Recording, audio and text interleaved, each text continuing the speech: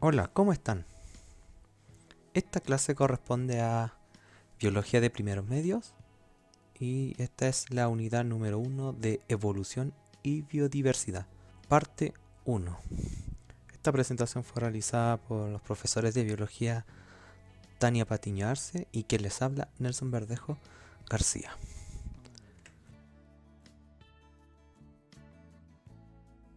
La biodiversidad.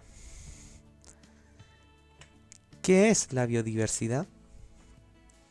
Bueno, cuando uno busca una definición de biodiversidad, se puede definir como las diferentes especies que pueden estar en un lugar geográfico. Pero resulta que hoy en día el concepto de biodiversidad es más amplio. Por ejemplo, tenemos la diversidad de ecosistemas, que es la variedad de ecosistemas presente en un área geográfica. Diversidad de especies, la cantidad de especies que habitan en una región determinada. Y también tenemos la diversidad genética. Corresponde a la variabilidad genética presente en una especie. Por ejemplo, las diferencias en el tipo de gene y alelo entre las poblaciones que ocupan distintas áreas geográficas. Ahora, pasamos más adelante a explicar un poco sobre el origen de la biodiversidad. Según las líneas de pensamiento, tenemos ideas que no son científicas e ideas científicas. Sobre las no científicas tenemos una que se conoce como el fijismo, que apareció en el siglo XVIII. Y en las ideas científicas tenemos el transformismo, que apareció en 1802, y el evolucionismo, que apareció en el siglo XIX. Ahora, ¿qué es el fijismo? El fijismo es una teoría no científica que tiene un origen en lo que es la religión. Por ejemplo, en el libro de Génesis se habla de que Dios hizo el cielo y la tierra, por lo tanto ahí también se describe que los animales, todo lo existente fueron creados ahí. Por lo tanto, el fijismo habla de que todos los organismos tuvieron un inicio y que a partir de ese inicio y al pasar del tiempo, estos organismos no cambiaron. Lo que sí ocurre en el caso del fijismo es que, por ejemplo, la especie B en esta parte del tiempo se extinguió por X motivo. Más adelante se extinguió la especie A y la especie C sería la que se encuentra en el día de hoy. Por lo tanto, en el fijismo, todos los organismos fueron creados y a partir de esa creación, los organismos se desarrollan, pero no tienen modificaciones a lo largo del tiempo. O sea que son, por ejemplo, la especie C es idéntica a la especie C desde cuando se creó. Y ahora pasamos a lo que es el transformismo, que es parte de las ideas científicas. En el caso del transformismo, mezcla la idea del fijismo, la idea religiosa, de que por ejemplo las especies fueron creadas en un origen, pero acá se le atribuye de que las especies pueden ir cambiando en el tiempo. Por ejemplo, esta especie A en el tiempo se transformó en una especie B, y de esta especie B se transformó en una especie C.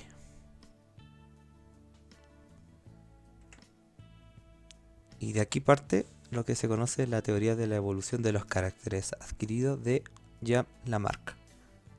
Por otro lado tenemos el evolucionismo, que señala de que por orígenes naturales aparece la especie A y que a lo largo del tiempo,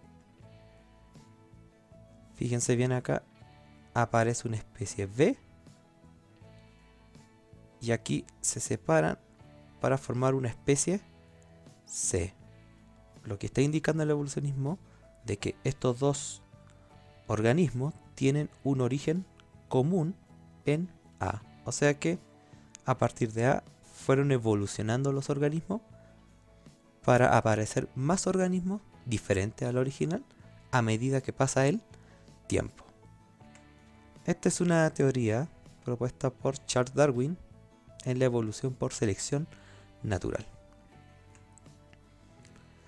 La evolución como causa de la biodiversidad. Como ustedes vieron, a partir de un origen común aparecieron diversas especies. Entonces podemos esperar que de la especie B también hayan aparecido otras especies, como la especie D, E, F, y de la especie C lo mismo.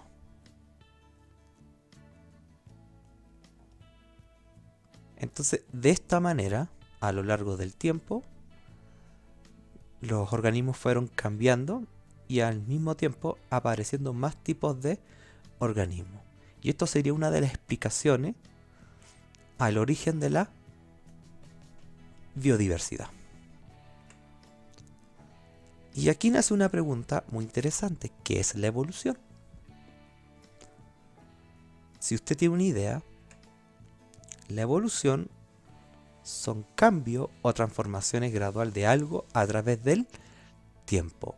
O sea que tenemos algo que va cambiando en el tiempo. Pero resulta que los celulares también evolucionan. La moda también evoluciona.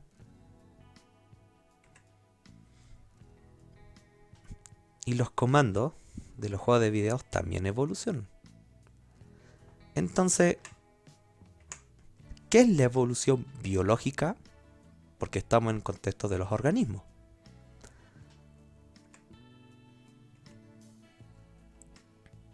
La evolución biológica tenemos que definirlo como un proceso de continua transformación de las especies a través del tiempo.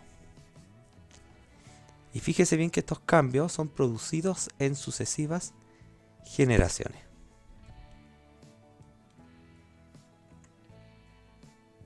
Acá tenemos una animación de lo que sería el proceso de evolución de un organismo simple, ¿cierto? A medida que pasa el tiempo se forman organismos más complejos. Y para ello nosotros necesitamos tener evidencia de este cambio. Por lo tanto, en esta parte vamos a hablar un poco de lo que es evidencias de la evolución. Entonces, tenemos la paleontología, que a algunos de ustedes ya les sonará, que sería el estudio de los fósiles. La anatomía comparada, en la que establece semejanza y diferencia de estructuras de la anatomía de organismos de distintas especies. Biología del desarrollo, que tiene que ver con el desarrollo embrionario. Y la biogeografía. Y para el final, vamos a ver lo que es la evidencia molecular en relación a los avances de la biología molecular. Entonces vamos a comenzar con la paleontología.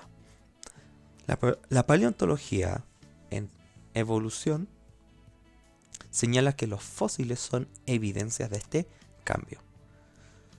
Por ejemplo, si nosotros tenemos las capas de la Tierra, aquí podrán notar de que abajo hacia arriba hay distintas capas. Las capas que están arriba serían las capas actuales.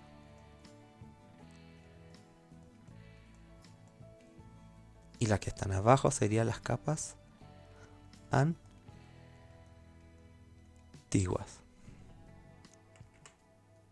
Los hallazgos de fósiles en los estratos de distintas profundidades, o sea, fósiles acá, acá o también podemos encontrar fósiles acá, dan cuenta de que las especies que estaban más abajo son las más antiguas y que a partir de eso se genera una progresión de cambios.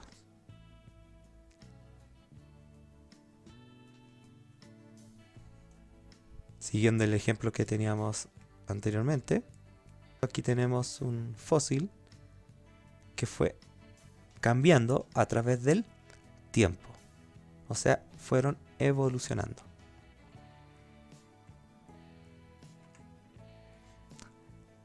En este tipo de evidencia existen diversos tipos. Aquí solamente vamos a explicar 3, que son los que están en su texto escolar. Por ejemplo, el fósil por molde, donde hay una impresión, ¿cierto?, de un organismo, que es como una huella. Tenemos el fósil por inclusión. Yo no sé si conocen a este caballero, que es uno de los protagonistas de Jurassic Park. Y si ustedes se fijan, siempre andaba con un bastoncito. ¿Y qué había en ese bastoncito? Claro, había un insecto atrapado en una piedra de ámbar.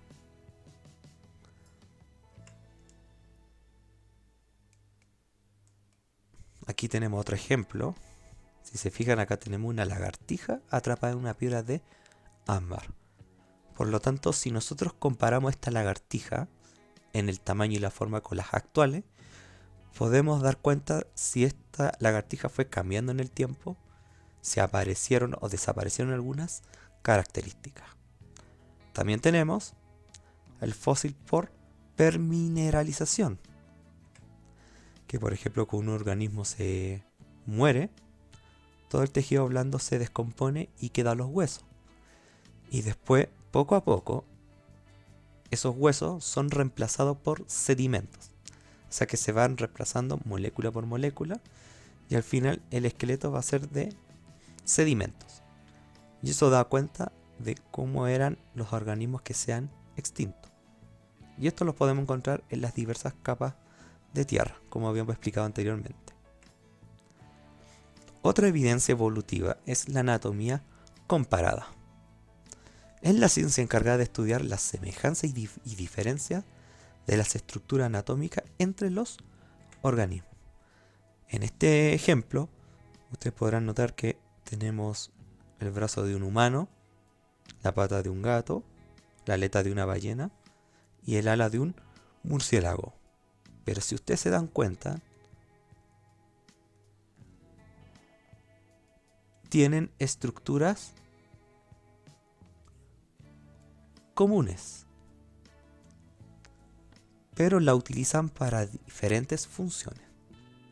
Entonces, ser organismos que están adaptados a su entorno de diferentes formas, porque son los 4 diferentes, pero si tienen estructuras similares, como las que están viendo, significa que pudieron haber tenido un origen evolutivo común. ¿Qué significa? Que a partir de este origen evolutivo común apareció el humano, el gato, la ballena y el murciélago. Entonces este sería el origen común. Eso es lo que estudia la anatomía comparada. Entonces, veamos algún ejemplo del estudio de la anatomía comparada. Aquí tenemos los órganos homólogos y para explicarlo en palabras más simples, ¿ya?, tienen estructuras comunes pero funciones diferentes. Ahora fíjense acá. Ustedes notan de que estos 3 organismos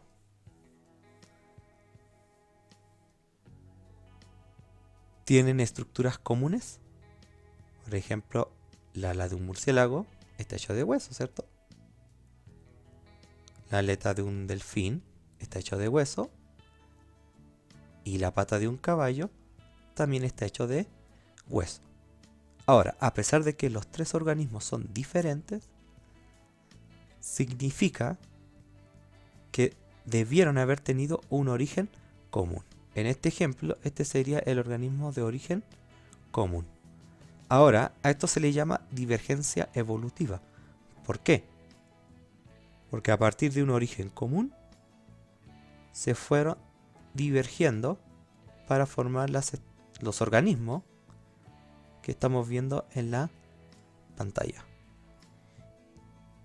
Aquí tenemos origen común.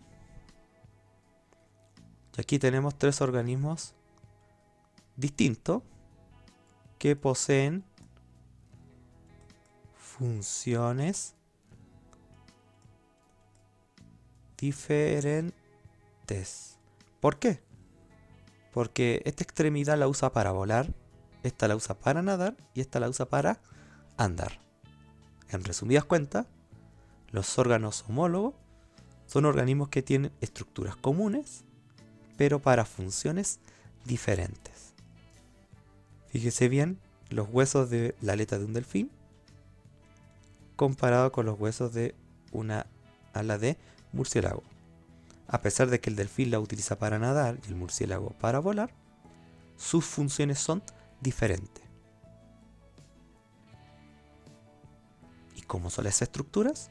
Comunes, porque tienen los huesos comunes. Tienen cúbito, radio y húmero. En contraparte tenemos los órganos análogos. ¿Y qué serían los órganos análogos? En palabras más simples serían estructuras diferentes, pero para funciones similares. Aquí tenemos el ejemplo. Se darán cuenta que estos tres organismos son diferentes. Aquí tenemos un escarabajo acuático, un escuálido que es un tiburón y un delfín que es un mamífero. Los tres organismos tienen origen evolutivo diferente, pero convergieron, ¿cierto? Convergieron para una función común. Y en este caso la función común sería la forma hidrodinámica para el nado. A esto se le llama convergencia evolutiva. ¿Por qué? Porque tenemos tres orígenes evolutivos diferentes, pero que en un punto se unen, ¿cierto? Acá, para una función común. Y estos serían orígenes evolutivos diferentes. Espero que haya quedado claro. Vamos a dar otro ejemplo. Aquí tenemos el ala de un mariposa y el ala de un ave. Si ustedes se fijan, estructuralmente son diferentes, porque el ala de un mariposa está formada de escama y es un insecto, y el ala de un ave está formada de hueso y también tienen pluma. Estructuralmente son diferentes. ¿Pero qué tienen en común? Tienen la misma función. Tienen la misma función. ¿Y cuál es la función? El vuelo. Aquí tenemos varios ejemplos que usted lo pueden realizar en su casa. Cuáles son homólogos y cuáles son análogos. Después usted le puede poner pausa a esta presentación y verificar si aprendieron o no. El desarrollo embrionario. En el caso del desarrollo embrionario, el biólogo alemán Ernst Haeckel en el siglo XIX comparó el desarrollo de embriones de distintos animales y observó que hay ciertas semejanzas que van desapareciendo según avanza el proceso. Por ejemplo, una de las semejanzas son las hendiduras branquiales y otra de las semejanzas son las colas, que cuando son embriones tienen cola y hendiduras branquiales. Entonces, lo que sugiere Haeckel de que si en organismos diferentes hay estructuras similares, significa que tienen que haber tenido un origen evolutivo común. Por eso el desarrollo embrionario se toma como una evidencia evolutiva. Y acá tenemos otro caso bien interesante de evidencia evolutiva, que es la biogeografía. La biogeografía es la que estudia la distribución geográfica y la diversidad de especies. Por ejemplo, las especies que viven más cercanas comparten más semejanza entre sí que con aquellas zonas que son más apartadas. Aquí tenemos un mapa en el cual muestra cómo los continentes se están uniendo. Si ustedes se fijan en este punto, no sé si lo notan, fíjese bien que la forma de Sudamérica encaja con la forma de el continente africano. Veamos. Si ustedes se fijan acá, aquí tenemos el borde del continente americano y el borde del continente africano. Antiguamente, estos dos continentes estuvieron unidos en un único continente. Entonces, en esta zona geográfica de los bordes, debió haber habido un organismo que cuando se separaron los continentes, el grupo de ese organismo quedaron separados. Uno quedó aquí y el otro quedó acá. Entonces, a medida que pasó el tiempo, estos dos grupos tuvieron que adaptarse a esta zona geográfica. Y los del grupo B tuvieron que adaptarse a esta zona geográfica. Y es por eso que si usted se fija en la imagen, el mono platirrino es muy similar al catirrino. Y el tapir, similar al rinoceronte. El armadillo de 9 bandas, similar al armadillo africano. Y el jaguar, similar al leopardo. Ahora, si estos organismos son similares, significa que cuando estuvieron los continentes juntos, debieron haber provenido de un origen evolutivo común. ¿Y habrá algún ejemplo de evidencia biogeográfica en Chile? Claro que sí. Fíjese bien que acá tenemos llama, alpaca, guanaco y vicuña. Estos son camélidos de Sudamérica y también los podemos encontrar en Chile. Y su genética, su material genético, incluso hasta su morfología, es muy similar al camello de doble joroba y al camello de joroba simple. Ahora, si ustedes se fijan en esta zona, ¿cierto? Cuando estuvieron los continentes juntos, debió haber un origen evolutivo común. ¿Qué significa esto? Que del origen evolutivo común aparecieron dos ramas y de acá apareció el camello de una joroba y aquí el camello de dos jorobas. Y aquí debieron aparecer la llama, la alpaca, el guanaco y la vicuña. Por eso que se toma la biogeografía como una evidencia evolutiva. Por otro lado tenemos la evidencia molecular. Esta se hace mediante estudio del material genético de las distintas especies mediante las nuevas tecnologías de análisis que tiene este campo. Acá hay un caso que es el estudio de los genes OX, que son genes de posicionamiento. ¿Y qué hacen los genes OX? Los genes OX dirigen el desarrollo del plan corporal. Por ejemplo, que la cabeza esté aquí, el cuerpo aquí y la cola acá. Ahora, si ustedes se fijan, los genes OX de la mosca son similares del ratón, porque esto hace que la cabeza esté aquí, el cuerpo aquí y el abdomen acá.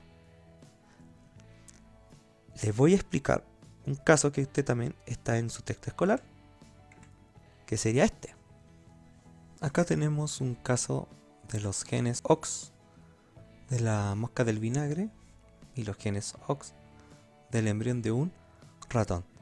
Si ustedes se fijan, los genes OX de la mosca tienen el mismo orden de los genes OX del ratón. O sea que estos genes van a dar origen a las diversas estructuras en un orden secuencial. Que la cabeza esté en el lugar donde debería estar la cabeza, el cuerpo y la cola. Y si comparamos ahora los genes OX de la mosca, el orden es similar al orden de los genes OX de un ser humano. Por lo tanto, estos estudios dan cuenta de que si tenemos semejanzas, significa que tenemos un origen evolutivo común. Y para poder terminar tenemos los árboles filogenéticos. Y quiero que un árbol filogenético es un modelo para representar las relaciones evolutivas de los organismos. Aquí tenemos el ejemplo del texto escolar, ¿cierto? De un árbol filogenético de las abejas. ¿Qué nos indica esto? Ese punto de inicio sería el origen evolutivo común. En un árbol filogenético tenemos las ramas que representan un taxón. Por ejemplo, esto sería una rama y esto sería otra rama. Por lo tanto, este sería un taxón y este sería otro taxón. Además, tenemos el punto de bifurcación, que también se le conoce como nodo y que corresponde al origen evolutivo común. Si ustedes miran acá, tenemos un nodo, que a partir de este organismo salieron dos taxones diferentes. Aquí tenemos un origen evolutivo común, del cual salió el taxón Alpinae y el taxón Nomadinae. Ahora, un árbol filogenético reconstruye la vida evolutiva de los organismos. Aquí tenemos varios ejemplos de árboles filogenéticos y de hecho son muy diversos, se pueden desarrollar de distintas formas. Aquí tenemos el caso del ser humano, de los homínidos. Aquí tenemos otro caso de distintas especies. Estos ya son más técnicos. Acá uno de líneas más rectas. Y acá uno gigante, donde se ven los linajes de los gatos, su relación con los leopardos, los linces, los pumas. Y no se olvide, por favor, de mantener las normas de higiene y seguridad. Y al salir de su casa, usar siempre su mascarilla.